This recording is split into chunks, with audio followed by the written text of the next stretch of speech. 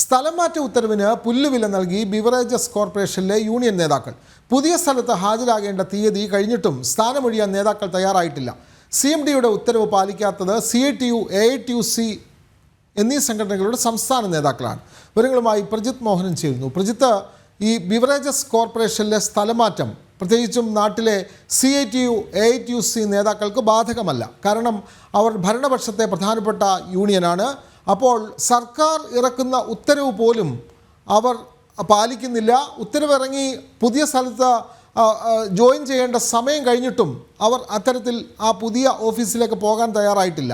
സർക്കാർ ഉത്തരവിന് പുല്ലുവില നൽകുന്നത് ഭരണപക്ഷത്തെ പ്രധാനപ്പെട്ട CITU, AITUC യൂണിയൻ നേതാക്കൾ തന്നെയാണല്ലോ. കൂടുതൽ വിവരങ്ങൾ പ്രജിത്ത് മോഹൻ.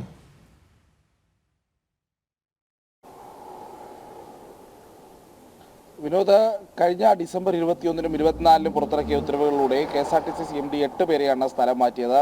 അതിൽ പ്രധാനപ്പെട്ട 2 നേതാക്കളും ഉൾപ്പെടുന്നുണ്ടായിരുന്നു. CITU യൂണിയന്റെ സംസ്ഥാന സെക്രട്ടറി ആയിട്ടുള്ള R കാർത്തികേയൻ, അതോടൊപ്പം തന്നെ AITUC യൂണിയൻ സംസ്ഥാന ജനറൽ സെക്രട്ടറി ആയിട്ടുള്ള സുനേഷൻ എന്നിവരും ഉൾപ്പെടുന്നു.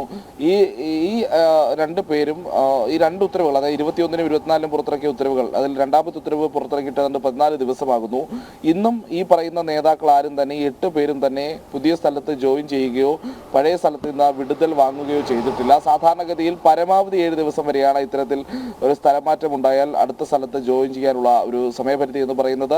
ജില്ലയ്ക്കകത്ത് തന്നെയാണെങ്കിൽ 3 ദിവസം, ജില്ലയ്ക്ക് പുറത്താണെങ്കിൽ 5 ദിവസം, പരമാവധി 7 ദിവസം വരെയും നൽകും.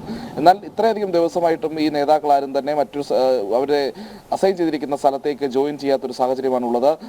മനസ്സിലാകുന്നതനുസരിച്ച് സർക്കാർ തലത്തിൽ നിന്ന് ഇടപെടലുണ്ടാക്കി മന്ത്രിയടക്കം ഇടപെടുത്തി ഈ ട്രാൻസ്ഫർ ഓർഡറുകൾ റദ്ദാക്കാനുള്ള ഒരു നീക്കമാണ് നടത്തുന്നത്. ബിവറേജസ് കോർപ്പറേഷനിലെ സ്ഥലം മാറ്റം ഉത്തരവ് പാലിക്കാൻ CITU, AITUC യൂണിയൻ നേതാക്കൾ തയ്യാറാവുന്നില്ല.